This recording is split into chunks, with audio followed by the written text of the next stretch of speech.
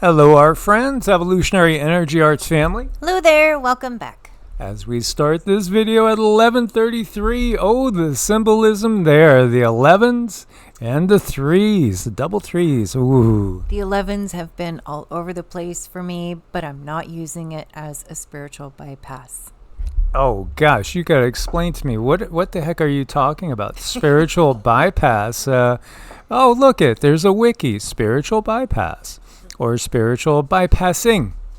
Tendency to use spiritual ideas and practices to sidestep or avoid facing unresolved emotional issues, psychological wounds, unfinished developmental tasks. This term was introduced in the mid-'80s by John Welwood, a Buddhist teacher and psychotherapist. Clinicians in pastoral psychology have identified both beneficial and detrimental manifestations of behavior that could be described as spiritual bypass. Well, all you got to do is do a little search and you'll get different takes on what this means. This is saying spiritual bypassing is the practice of denying and suppressing the darkness within us and plastering it with sparkly feel-good Band-Aid. Okay, I could see that. Sometimes that's done. Being a spiritual person isn't about faking perfection. It's about having the humility to admit your flaws and search for freedom. Okay, absolutely. We are all fractals of the one source. Again, one of the things that really hits me big is, and maybe it's because in my own life, they were always trying to stick me, a square peg into a round hole or vice versa. And it never resonated with me. In fact, it's a trigger. It really is a trigger for me. It's something that could really set me off. I do not believe one size ever fits all. And especially when we're talking about our viewpoints on the world itself, or what we would call religion and spirituality, which are very, very different things. We're brought up and given what has gone before us, in that we are given these philosophies, these lenses. It's like when you come into this world, the world hands you glasses to look at the world through. And yes, your parents will hand you glasses. Your teachers will do the same. The government will do the same. The pastor, the priest, the rabbi. Again, the spiritual side of things, or I should say, more likely, the religious side will all give you glasses to put on at the appropriate time. And it's about kind of discerning that and deciphering it if it's okay with you. Had that person not told you how to do a thing, would you still be doing the thing? So it's about peeling away the things that are summoning you, peeling away the things that told you or taught you, and asking your heart, is it okay with you? I wrote down a few things about spiritual bypassing, and hopefully this will help people dig in and kind of get to the root of the... This was, again, coming through after morning meditations and mantras. Yes. And this was last week. A lot of times, we get stuff and we'll put it in a file, to get to type file. And then more stuff will come in and we'll add to it and then, give it to you guys when it feels like it's time. Yeah, and this one felt pretty complete. We had this one, we sat on it, we sat with it, and this is what we have. One thing that, spiritual bypassing is when someone uses spiritual ideas or practices to avoid dealing with unresolved emotional issues, psychological wounds, or practical responsibilities.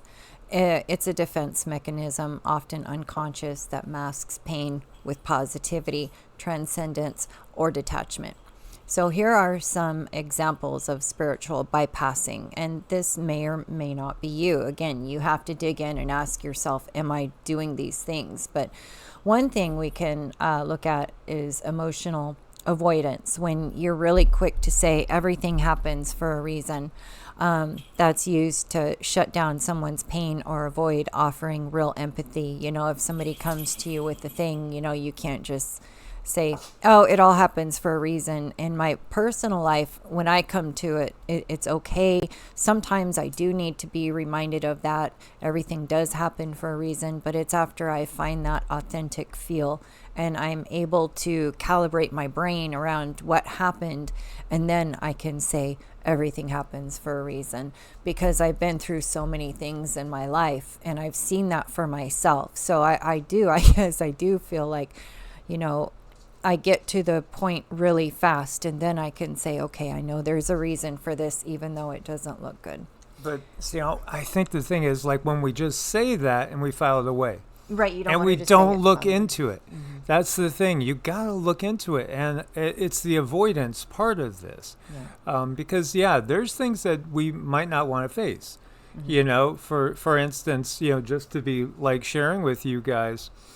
For years, literally decades, like I would say 2 decades of my life, I got used to having 1 or 2 glasses of wine before bed, and then would just kind of say, well, it's not really harming anything because, there's scientific studies, the resveratrol, good for you, it's a de-stressor.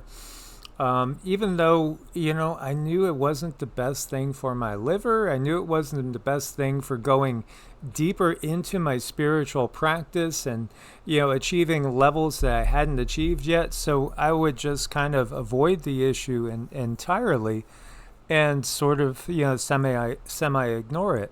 I think we do this. I think we do this a lot. And then you have to really ask yourself, do I want to be the best version of myself? And not everybody has that motivation. A lot of people, view life as, I'm just here to party and I'm just here to enjoy the ride. Well, the reality is, you're a unique fractal, I'm a unique fractal, so we might not have the same goals in mind in the first place. And so we might be viewing things from a totally different perspective. But what is right for you? And everything just happens for a reason, and just throwing it away, that's not going to address whatever the higher self wants for you, because typically when we get off our higher self's original path for us and intention, we'll find that things are rough, and we'll find that we're always hitting roadblocks. Things are not just flowing in a natural manner. It's not like the right thing happens at the right time. It's exactly the opposite. So if we ignore something, we're never going to make the adjustment. We're never going to have the realization. Right. And you don't want to say, don't be sad, just raise your vibration. You don't want to tell people that, and you don't want to do that to yourself for all the reasons Mike just explained. We have to sit with it. We have to figure out, well, what did that do to me? And I've had a couple of things happen to me in my life where I was actually not able to sit with it. I just couldn't. So I found ways around it until my higher self said, okay, you've avoided this. That's long enough. You're no longer going to avoid this. You're going to face it, and you are ready. And trust me, I'm your higher self. So there's things that I have to face in my life, but understand that sometimes you might not be psychologically ready to face certain things. So in that essence, for me, that's what I had to do. It was a survival thing. So I spent X amount of years just kind of in survival mode, functioning on one part, but then the other part's just survival. And I was aware of that. And I would take the survival part of me, and I would always be leery of it. If something crossed my path and that was a trigger or a trauma, I would hold it on the outside and say, Cindy, you're not solid with this, so don't be solid with this. Understand this could move. It could be a moving part. So give yourself that grace, definitely. Stay in the light. Use to avoid facing the shadow, when the shadow is our greatest teacher. We welcome the shadow, what brings change. That's what makes us do things. Overuse of meditation or healing. Meditating for hours to avoid real life responsibilities, like finances, conflict resolution. You don't want to do that. constant energy clearing or chakra balancing instead of dealing with the toxic relationship. Now, you can get moved into alignment, and what that's going to do is probably bring the problem more standing in front of you so that you can deal with it. That's why sometimes when I do decide to work on someone, I like to talk to them and make sure that they have a plan, they have a backup, they have somebody they could talk to. Yeah, well, this one, constant energy clearing or chakra rebalancing. Yeah, that one rings home big time because we've seen how many people, we've definitely worked on, I think, thousands of people. I mean, I really think it's been thousands. And you could see this, somebody that's in a toxic relationship, but they can't leave the relationship. And yet, they'll come back for energy work and all, but they're not going to address the relationship. I've seen this countless times. Or living in a place that just doesn't resonate. You're surrounded by neighbors that are bringing you down. You're surrounded by energies that are bringing you down. Your soul wants to grow, and yet you're in an environment that restricts that. And so, you just maybe dig in deeper and yet don't address the obvious elephant in the room, the fact that there has to be a bigger change in the environment, and all of a sudden everything fall in place. But yet it can be fearful, to leave a situation. Somebody just asked me the other day about how did you get to be working out of the corporate world? How did you get yourself out of the corporate world being your own boss? It was a process, and it was terrifying. And in the beginning, it led to like $30,000 in debt and, credit card debt and stuff, just trying to keep things together. But ultimately, it led to being able to wake up every day whenever I want to wake up. And, that's a huge blessing. It's like, what will you give up? Okay, I will give up the security of knowing I have X amount of money coming in order to make my own schedule, truly make my own schedule, which we do. And it's a blessing. And to be able to pursue the things that we wanted to pursue. Again, we live in one of the least expensive places in the U.S. For a reason, and that reason is because of the lifestyle. Would we rather be somewhere else? Possibly. There's certainly different things in different areas that we liked from other areas, but then again, we would have to be working so much harder just to pay taxes and things like that. So for us, it makes sense to put ourselves in a very, very inexpensive place.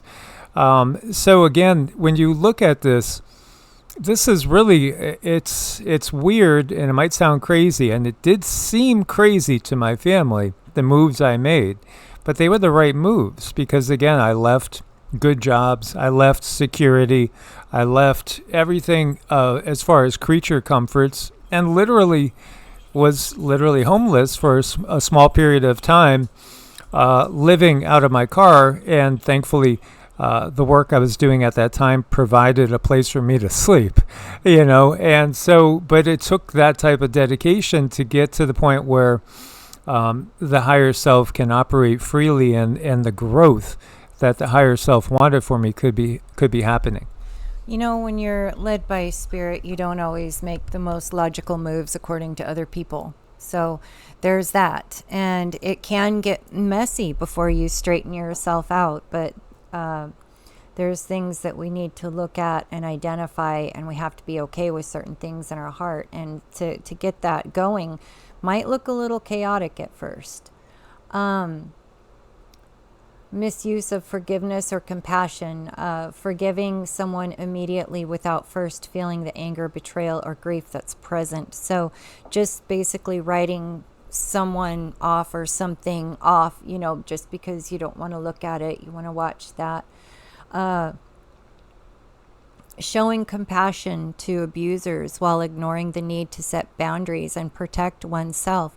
Boundaries are so important, and I know for a lot of people, it can be very, very difficult because in the past, maybe boundaries caused problems, and there's a reason why we stay in relationships that are not very good for us. And it's because when we're children, we have parents, and parents can be very, very flawed. Well, when you're a child, you actually depend on that person for everything to like literally stay alive and breathe. So no matter what that person is doing or what that parent is doing, you have to somehow justify that in your little childlike mind. So when we grow up later and we're in relationships and someone is abusing us, we tend to figure a way to make it okay. We follow that pattern because that's the frequency we were raised in. It's not that it was right. It's just that's what we were raised in. It's comfortable. It's what we recognize. Over-identification with spiritual identity. I'm a starseed light worker. I don't get involved in worldly drama that can be used to avoid social, financial, or personal accountability. And maybe on some level you don't get involved, but maybe on some level you have to get involved. We all have to figure that out for ourselves. Like, what do I need to face? And we don't want to just look away. Life happens whether we like it or not. Believing that being awakened means they no longer need therapy, medicine, or practical help. Oh my gosh, I need plenty of help. I need all the help I can get. I'm one of the more flawed people I know, and this is why I get the guidance that I get. It's like, thank you, guides. I needed help, so I really want to stress that. And we're really careful about what we call medicine because there's so many substances out there that lead to more problems.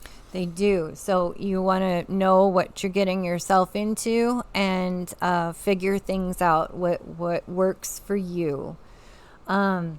Saying things like, I don't feel anger anymore, I've transcended it, when in reality it's just being suppressed. Again, these are all very personal choices, so I'm not telling anyone anything. I'm just saying, ask these questions. And you can't get to the point where you literally can process the anger in a very, very short period of time. Too. And that is, making progress. It hits you like a flash. Take a deep breath, you let it go, and you're on to the next thing. And you'll know in your soul, too, when you inhale and then exhale, you will know if you've let it go or not. And that's what I have to say about that, too. Detachment as disconnection, avoiding difficult relationships or responsibilities by saying, I'm just following the flow of the universe. So we don't want to be avoiding our relationships just by saying, I'm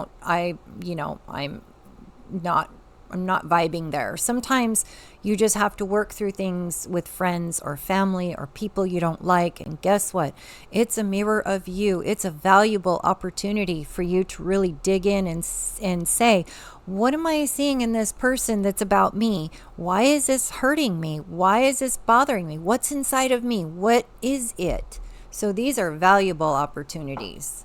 When it comes to feeling uncomfortable around people is something to really, really look at.